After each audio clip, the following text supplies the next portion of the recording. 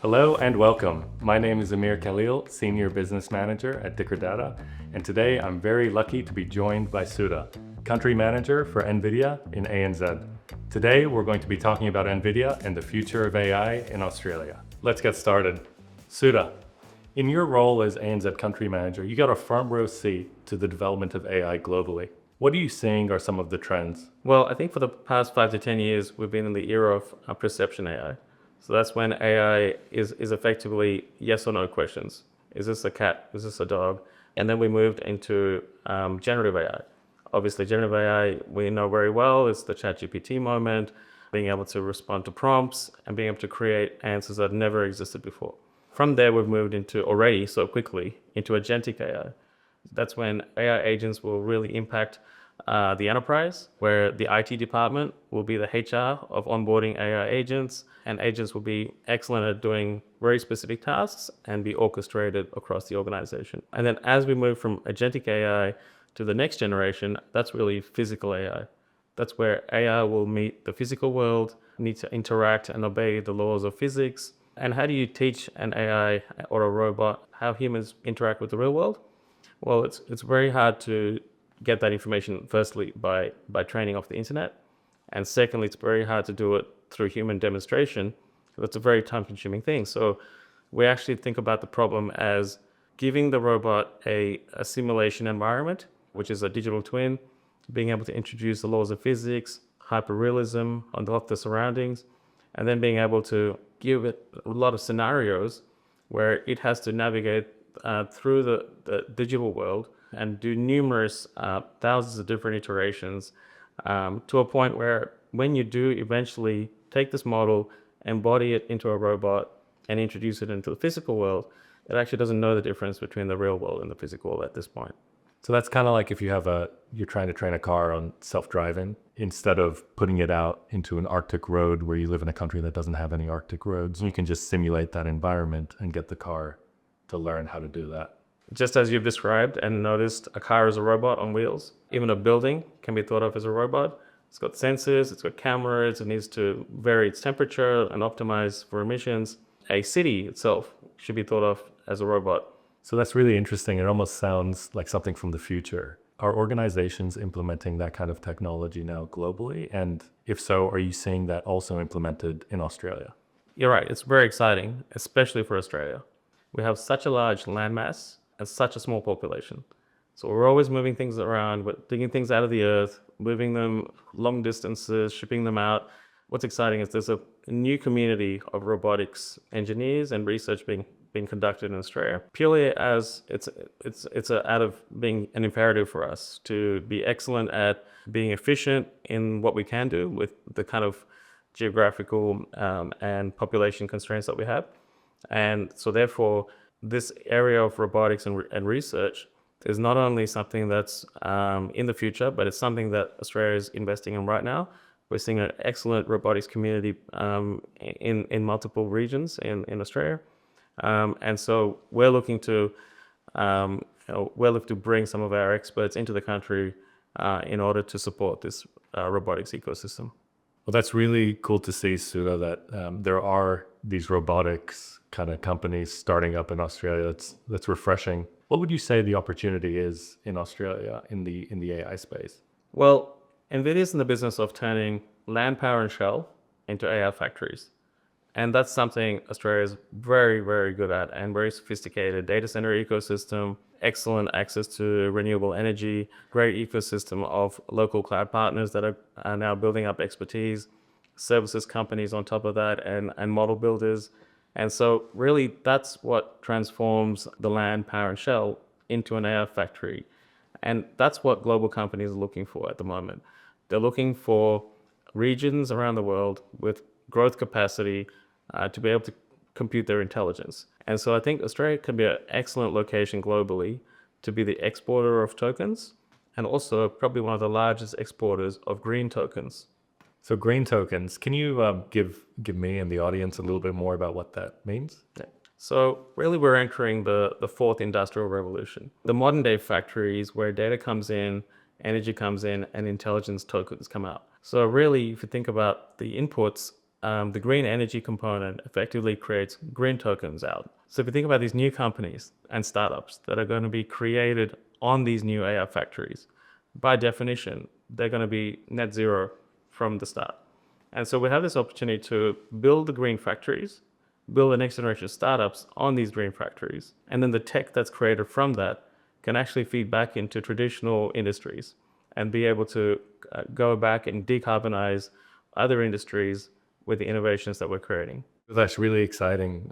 One of the things you mentioned is that in the age of agentic AI, things like HR departments might be run by agents. That kind of brings up another question that people may have, which is, what does the future of work look like in this age of AI? I think the first thing is the realization that almost every business is in the intelligence business. That recognition means that really it's the data that you have in the organization that can be converted into intelligence using AI is a very powerful tool. In order to do this, I think fundamentally everyone needs to use and interact AI a lot more, whether that's getting yourself an AI tutor. That could be multiple tutors, Perplexity, Gemini, OpenAI.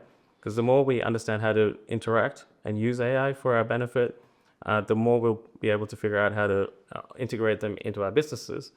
Because effectively, you're going to have a combination of biological humans in your organizations and digital humans in your organization. And so as we move into agentic AI, we'll have a lot of agents that are basically graduates that come out of grad school, and you can train them up into your particular job situation, your workflows, tell them what data they can go access, what data they can't through guide railing. And that's really exciting because once you build out for a services company, a practice around orchestration of all of these agents and how you're going to go help an organization deploy this within their context, it's a very exciting new business field for your partners.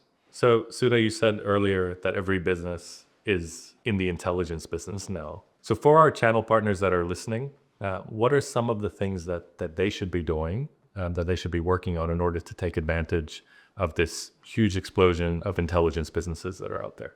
Yeah, I think there's a huge opportunity for partners to think about the concept of an AI factory and where the business fits in either today or will fit in tomorrow, right from devices to the hardware stack to whether it's cybersecurity, the cloud. If you find your place on this AI factory narrative, because that's how customers are kind of understanding that this is the fourth industrial revolution, data comes in, intelligence comes out. And so finding your place within that value chain is the best way to kind of move into the age of AI. I really like that idea of the AI factory and how each of our partners can really play a role in this whole strategy. One of the things that we've done recently at Dicker Data is launch our AI practice, AI Accelerate. And essentially what that is we're giving our partners the ability to white label AI services, everything from consulting to full stack AI development to deployment. How does that fit into NVIDIA's overall strategy? So first, let me thank Dicker Data for our long-term partnership, right from Mellanox Networking, which really took NVIDIA from a system company to a data center scale company. If you look at the way we've been scaling for the last 30 years, really NVIDIA is about scaling through partners.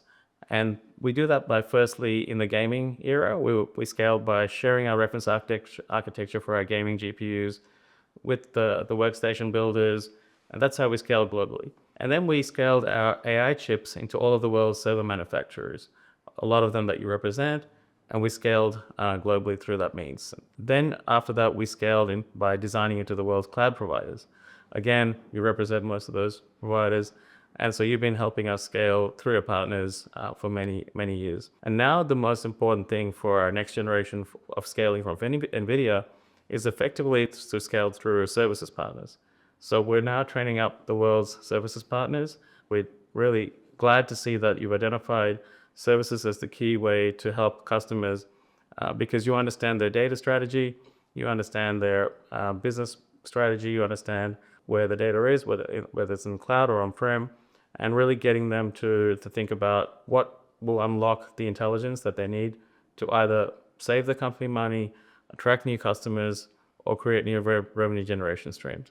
AI factories are all reference architectured and relatively easy to deploy, but it's the services on top and being able to turn data into intelligence. That's going to be the key aspect to accelerate. And I think that's a great opportunity for your partners and for the Australian reseller ecosystem. One of the reasons we called it Dicker Data AI Accelerate is because we really want to accelerate the adoption of AI in Australia. I know this resonates with NVIDIA. I know this is one of your objectives as well. How can we as the channel work collaboratively to make this happen? That's perfect, because what you call accelerate, we call speed of light. We're really in the business of trying to bring the latest AI technologies into the various regions so that the real users, the innovators, the researchers, can create new discoveries as quickly as possible. So the key metric that we have is called time to first train.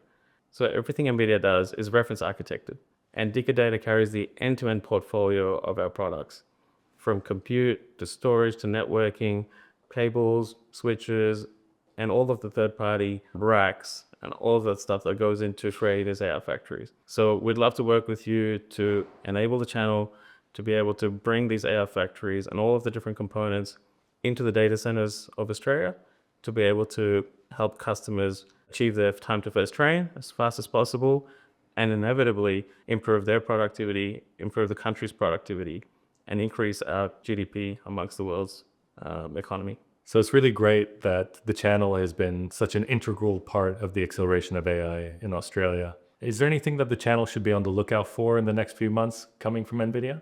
Glad you asked. Excited to share that NVIDIA have our AI Day Sydney coming to the ICC on October 15 and 16. So it'll be 1.5 days of really developer-focused events, everything from agentic AI, robotics, digital twins. So it'll be excellent talks from our experts and from Australian businesses and researchers. Thank you, Dicker, for the sponsorship as well. So really looking forward to engaging the developer community and showcasing what NVIDIA has to offer and accelerating the Australian market. Thank you so much for joining us today. Thank you. And thank you all for watching. If you want to find out more about NVIDIA and the future of AI, please reach out to your Dicker Data representative.